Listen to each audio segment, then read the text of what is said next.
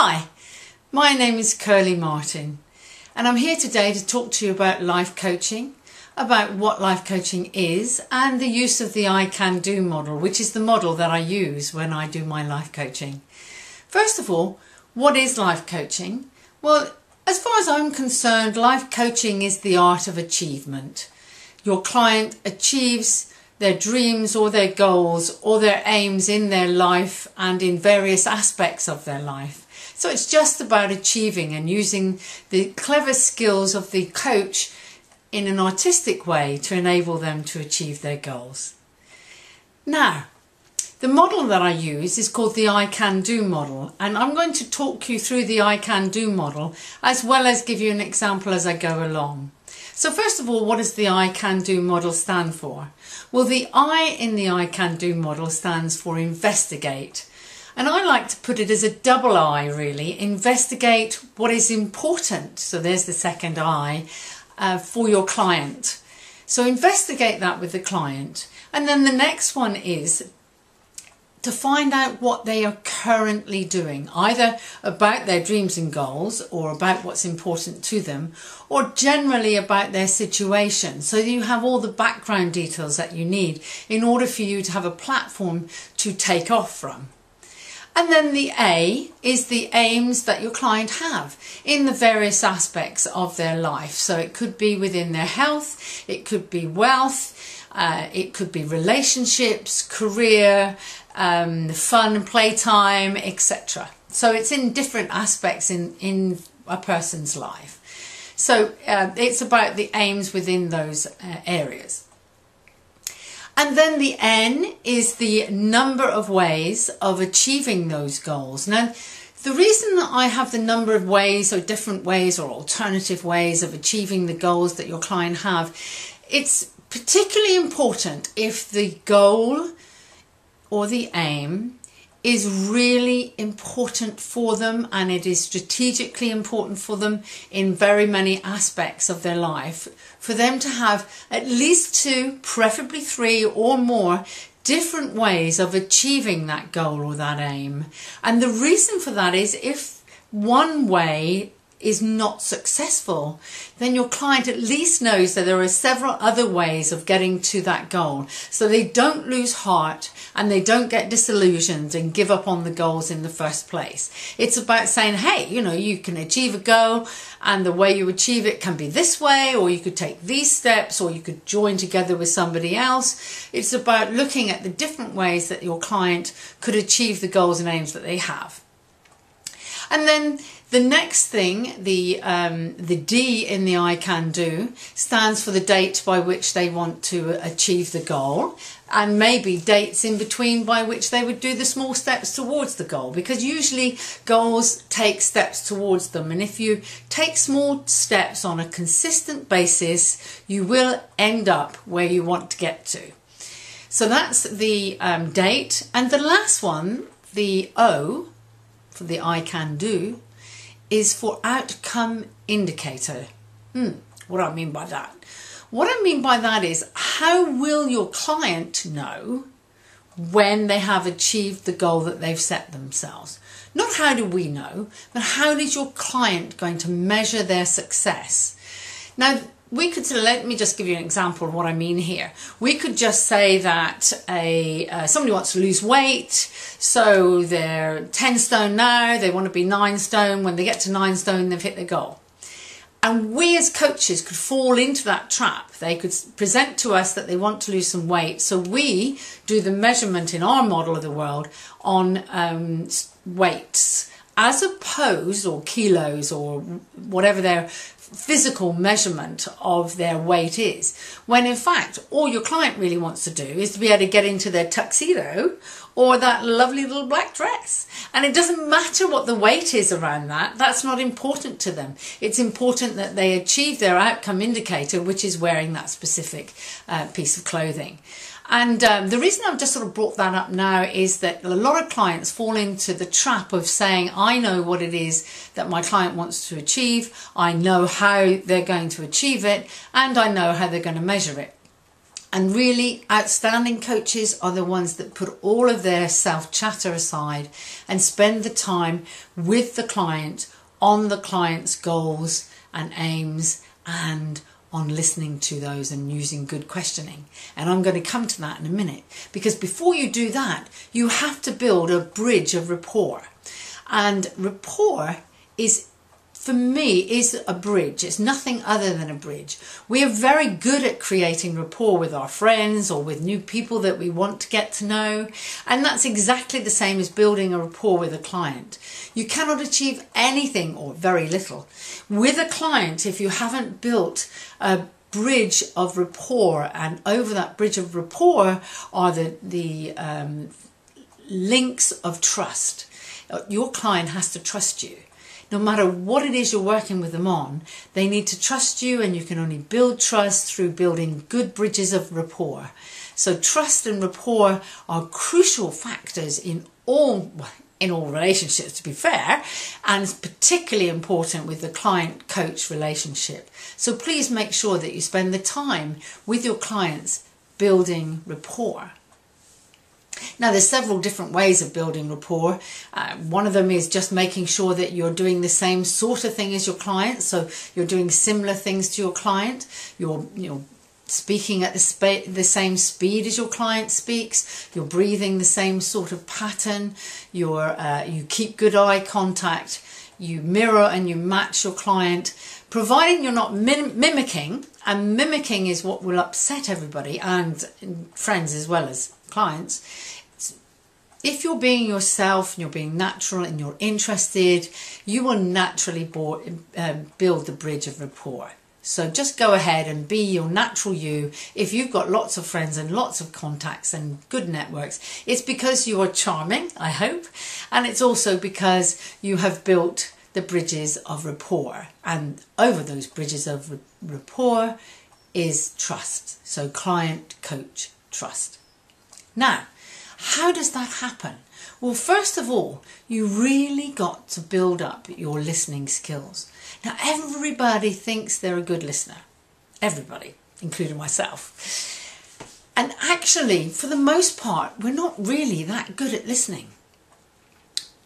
What we're good at is pretending to listen or thinking that we're listening. And if that's what you're doing, is thinking that you're listening, then you're not actually listening. And a lot of people listen when they've got other chatter going on in their head. So actually what they're doing is listening to the chatter in their head as opposed to actually listening to what the client is saying. And it is known, or it has been known, as internal chatter, or more to the point is probably judgment. So what I'd like you to do, just before we do anything else, is in your head, forget everything else and anybody else around you, and just in your head, mark yourself as a good listener. Now, out of 10. 10 being an excellent listener and 1 being needing a lot of improvement. And just in your head, off you go.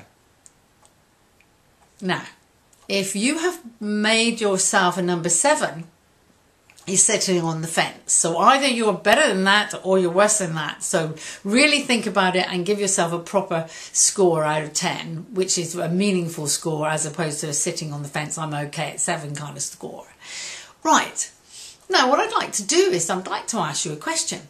When I started talking about listening and saying that listening is an important, in fact, it's one of the founding skill sets of outstanding coaches, is someone who listens to other people.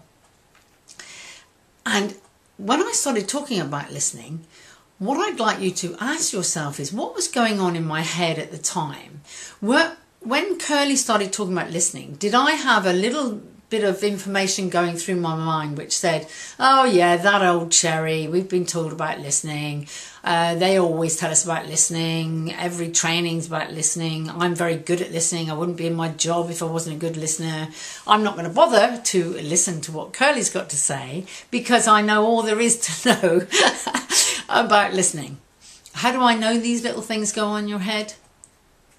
They've been going on in mine over the years that I've been doing trainings, thinking that I know what the trainer's going to say and not listening properly to what is being said.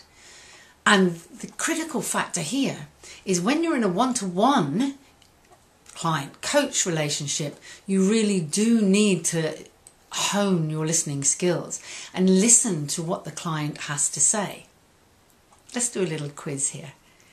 Say, for example, I'm just going to say a sentence, and then I want you to listen to the sentence, and then I'm going to ask you some questions about it. Okay, so the sentence is, Sam Bolton, Managing Director of Riddle Publishing, received a telephone call from Pat Butcher, the Regional Manager. That's it. That's all I have to say. So now you all know what I said because you were listening intently, so you could repeat it in your head verbatim, word for word. My questions are, who is Sam in your mind? Is Sam female? Samantha? I bet you there's some of you out there that are thinking, hang on a minute, I didn't think it was a female. You told me that Sam was a managing director. Well, that's interesting. That's a judgment made. So there are 4 filters that we use when we listen. Well, we actually use a lot more than that. Cameron Bandler uses said there's many filters that we have when we're doing things, and that we filter every piece of information that comes through to us. I'm just going to talk to you about 4 filters which I think we can deal with quite easily, and we can keep an eye on, and we can use them when we're listening. And the filters that I want us to look at are addition filters, so we add things in; deletion filters, we take it out when we're listening; distortion filters, or assumption filters. So those are the 4 filters. Let's have a look at the one which was the assumption filter. So that was the one that may have been, I'm not going to say it is because I don't know, I'm only your coach, you're the one who will know which filters you were using. The assumption filter is the filter in this instance which assumed that Sam Bolton was male because I said managing director. And to be honest with you, 75% of the time you're probably going to be right, because 75% of the time, 75% of managing directors are male. I know that you ladies listening to me, you're not going to be happy about that. It's pretty true in the Western world that 75% of managing directors are male. So there's an assumption filter that 75% of the time is going to work for you. So that's part of what happens when we listen. We use filters and we don't hear everything that's happening. We use filters of judgment, we use filters of assumption, deletion, distortion, addition. We just use these filters all of the time. And what good coaches do is that they actually filter out all of this extra stuff that happens when we're listening, so that you actually, I call it hearing what's not being said. So you're not just concentrating on what's being said, you're also listening so intently that you can hear the tonality and everything else that is meant when something's been said to you. So listening skills. It's not about you listening to yourself and the things that are going on in your head. It's about you taking the time out to really, I'll say it again, really listen to what your clients have to say. It is a fundamental skill, and the trap that we all fall into is that we think that we're very good at it. And I want you to examine that trap for yourself and say, okay, there may be some area of improvement here, and how can I improve, and what do I need to do in order to improve on the listening area? So that's just listening. The second skill for a coach is questioning. And it's about open questions. It's about asking questions which will give you more information, as opposed to asking closed questions. Now here in the UK and in the English language, we end up using closed questions more frequently than open questions, because the person we're asking the question of, in this case a client, then reinterprets what we've asked and make it an open question. So when we ask a closed question, which should automatically give you a yes or no answer, the client interprets it as you wanting more information, and that's the way that our language has become very lazy and slovenly, particularly where clients are concerned. So let's have a brief look at questioning.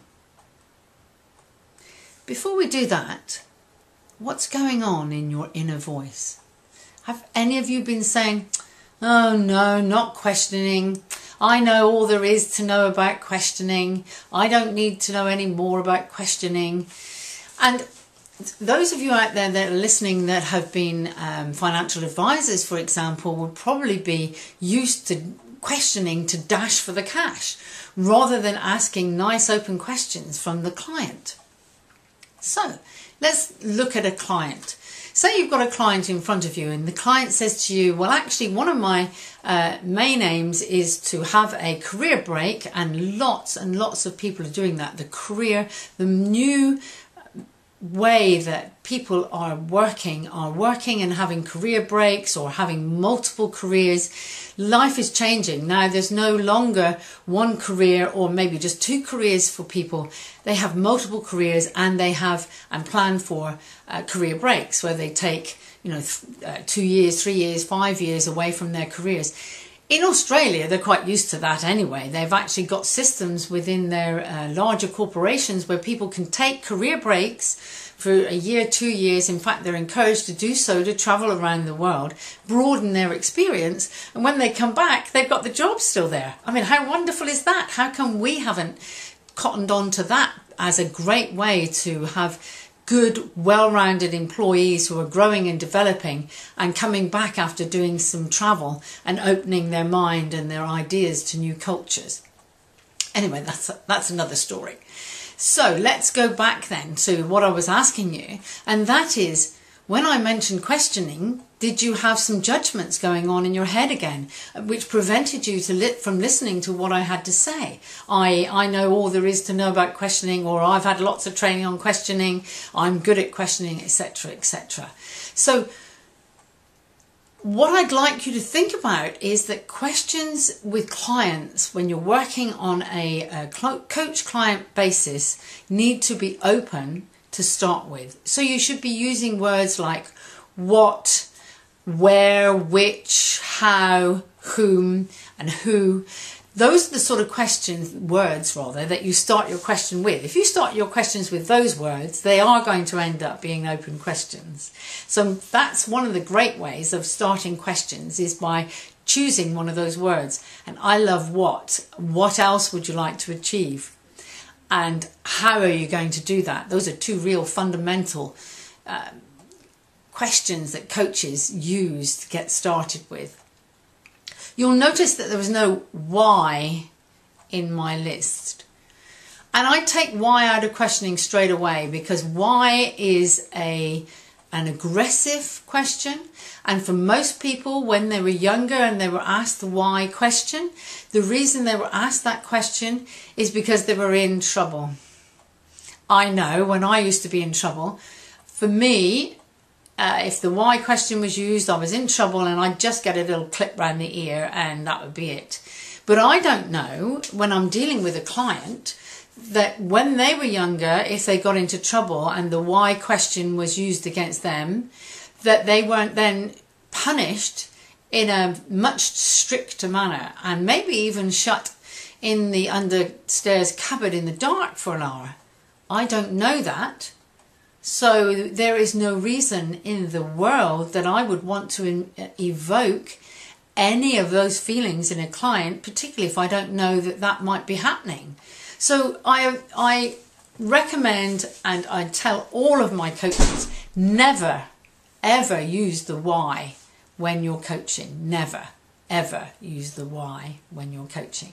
Because you can replace every why with a what? With a what? What were the reasons you didn't achieve that goal? Is much nicer. Or what prevented you from achieving that goal is much nicer and kinder and softer than why didn't you achieve that goal. And of course it will evoke a response from your client where your client will be happy to tell you what prevented them from achieving the goal. So you get more information as well.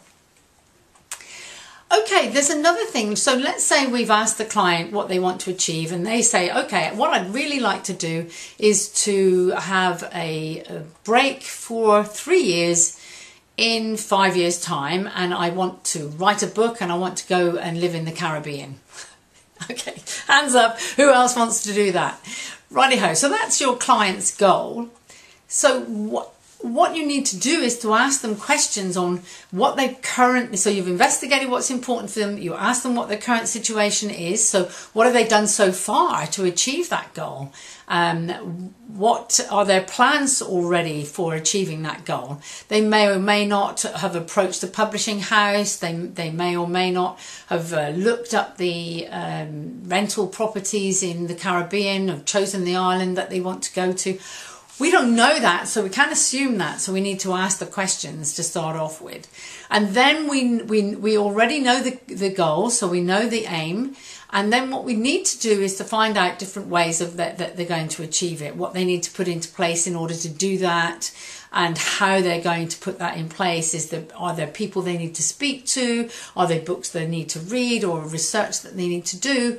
And you ask them the open questions. What do you need to do to achieve this? And how are you going to put it in practice? And by when are you going to achieve it? Those are the questions that tease out all the information. It's not just good enough, though, to be asking them questions. You also got to be listening to the answers, of course. There's also another great way that if a client gives you some questions that they have, it gives you some goals that they have, and you've listened to them by asking good questions, you need to be able to create a dream. What do I mean by that? It sounds a bit woolly, doesn't it? Create a dream. What the client needs to do to turn it from an aim into what I call a juicy goal, something they really are happy to get out of bed for on a wet Monday morning. And it's a juicy goal, and that is is to create this Caribbean juicy goal, is to create the dream for them so that they can actually feel as if they've achieved it, so they know what it's going to be like when they get there. So you ask them the questions about what will it be like? Where will they be? So let's say they say, I'm going to be on a beach in Grand Dance Beach, which is a half moon shaped beach, and I'm going to have my laptop on my lap, and I'm going to be I can see myself with my chapter 10, and I can see that I am enjoying it, and the sun is shining, and there is a gentle breeze, and I can hear all the things going on in the background. There's people swimming in the sea, etc., etc. So what you do is you get them to tell you about this end result, this outcome indicator, the D, so that you can actually get them into being juiced about this goal. So get them to describe in great detail this goal for themselves. So they describe that they're going to be on the beach, that they can feel the warmth of the sun on their skin, that they can not just feel the warmth of the sun on the skin, but they can smell, I don't know, maybe a barbecue, maybe just the salty sea smell. Maybe they can feel the breeze. Maybe their feet is in the sand and they can feel the sand through their toes. Maybe they're excited. They've just received an email from their publisher saying, yes, good, great, we're ready to go ahead. Whatever it is that they need to do to create that dream, you need to guide them to that. And once they've given you that dream and that picture, what you then do is get them to create that picture in a greater colour, in greater feelings. So you get them to turn up their feelings. So you ask them on a scale of 1 to 100%, where are they on their feelings? And if they're around about 70, you get them to turn up the colours, turn up the sounds, turn up the feelings, maybe the smells, do they have any taste, and turn it up until it is vibrant and lively, and they know that it's true and that they've achieved it and that they are there and they are living their dream. And then you ask them to give that a name. So let's say this name is Caribbean. So that what you do is you anchor the name Caribbean to this beautiful dream that they've got. So they've got this dream of the Caribbean. They call it Caribbean when they're in that maximum 100% state of knowing that they've achieved it. And they call it Caribbean so that after they've done that, you just talk about something else and then you go back and you check that when you say Caribbean or they say Caribbean, they come back with that big smile on their face, or however their physiology changed when they were describing this dream as being achieved. And then you know, and they know that they can use the word Caribbean to bring back those feelings, particularly on the Monday wet morning, and they've just got out onto the street and it's pouring with rain and it's Monday, and then, you know, and generally speaking, everybody's dull. They can go Caribbean and know that that's the reason that they're going to work in the rain, is because in so many years' time, that's where they will be and that's what they'll be doing, because they've got plans and they've worked with you as their coach to get to those plans and goals. So that's the outcome indicator, which you have used as an anchor called the Caribbean. You need to, as you're questioning them, it is part and parcel of the coach's job to get them to consider things that might prevent them from achieving them. And one of the questions you could ask is, what has prevented you from achieving this already? That will reveal a lot of information for you. And another thing is that if you discover what is preventing them from moving forward, or what do they believe might get in their way within the next 3 to 5 years, then you can work with that information as well and looking for alternative ways of overcoming those barriers. And that's about questioning and listening to them as to what has prevented them so far, and of course what they believe, not what you believe, what they believe may be the barriers in the next 3 years for them moving themselves forward. Okay, so say for example a client has given you all this information, and yet you still feel that they're not 100% behind it for some reason. I don't know what that might be, only you can judge that. And the only way you can judge it is through experience of coaching as you go through doing more and more coaching hours. What you can use is what's been known as the Cartesian questions. And it's 4 questions that you ask your client, boom, boom, boom, boom, straight away. So you ask one question, wait for the answer, immediately ask the next question, and then immediately the next one, and immediately the next one. And what it does is it sort of adds a bit of confusion. It gets them a bit discommoded so that more information trips out from them. And it's a way of you getting them to be absolutely sure of that this is the way ahead for them. It's called Cartesian questions, and here's the way that it works. The first question that you ask is, what will happen if you do achieve this? Wait for the answer. Okay, and what will happen if you don't achieve this? Wait for the answer. And then you say, and what won't happen if you do achieve this? Wait for the answer. And what won't happen if you don't achieve this? And those last couple of questions give a little bit of a shake to your clients, so that they think to themselves, whoa, hang on a minute, I think I've answered that. Or have I answered that? And what happens is that they have to think 2 or 3 times as to whether or not they have answered the question. And that sheer double take will be what gets them to take the next step forward, or to be convinced that the Caribbean is exactly what they want, and yes, hey, I know where I'm going and that's a definite for me. Another thing to enable clients is using metaphors. And I've got a very simple metaphor that I use with my clients that you can use.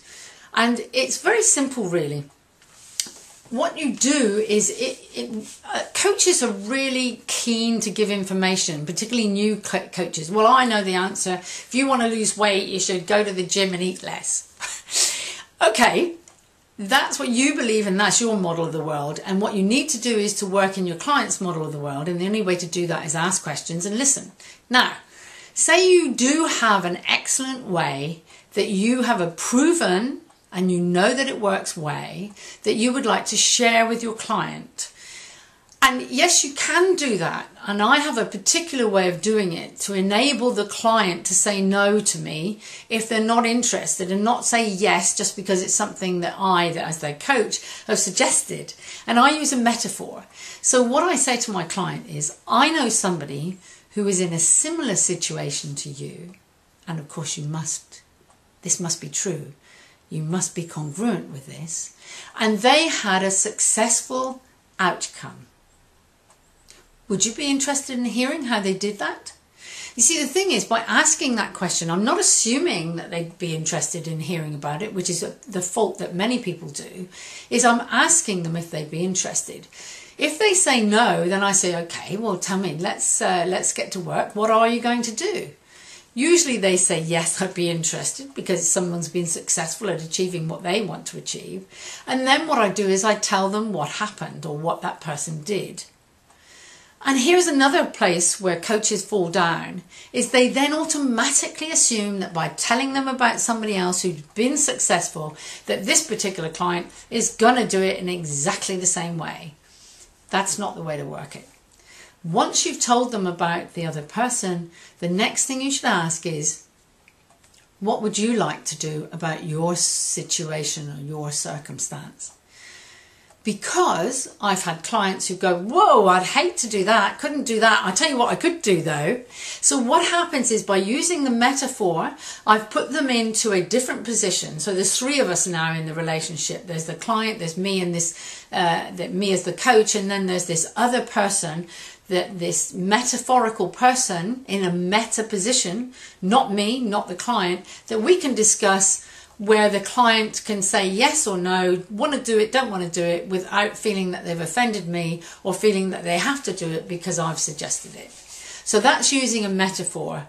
And then you just simply go ahead, you finish the metaphor, and then you go ahead with your planning with your clients. So that's the way that the metaphor works when you're working with your clients. Metaphors. When you're using the metaphor with your client, the way to do it is to use what we call the meta position, as I've already mentioned, so that your client feels happy that they can say no to any of the metaphor that you've told them about, and they can then move on with what they want to do. Or they can say yes, and they know that they're going to move ahead knowing that that the other person has been successful using those exact same steps, and that you as their coach are going to work with them, be behind them, be beside them as a cheerleader in their life in order for them to achieve these goals, because you're working alongside them as their coach. So those are really the overall principles of coaching and the fundamentals of coaching using the ICANDO model. So let's just briefly do a recap on the ICANDO model. The ICANDO model stands for investigate what is important for the client. Remember, I used a double I there. Investigate what's important for the client. What is their current situation, so you have a platform to work from. What are their aims and goals in all areas of their life, their health, their wealth, their career, their relationships, their fun and play, all of those areas. And then the number of different ways of achieving that goal, so that if it's a really particularly important one or strategic or critical goal, they have different ways of getting there, so that if one method fails, they don't get disillusioned. So that's a number of alternative ways. Then get the date, so dates, the date they want to achieve it by, and all the little dates in between as the steps unfold. And then the outcome indicator. Remember, that's your client's way of measuring that their success. And in the example that I've been speaking to you about, that was the Caribbean, the word Caribbean, which brought back all of those feelings of the Caribbean. That's how they'd know. They'd be sitting in the Caribbean with the sand in between their feet, with the breeze and the sun on their face, with the email from the publisher saying that they've got a deal or whatever, or they're on chapter 10. I hope you've enjoyed listening to me about life coaching. I hope it's inspired you to some of your own goals and aims, and I look forward to answering any questions that you have. Again, my name is Curly Martin, and my email is curly@curlymartin.com. Thank you for listening. Bye-bye.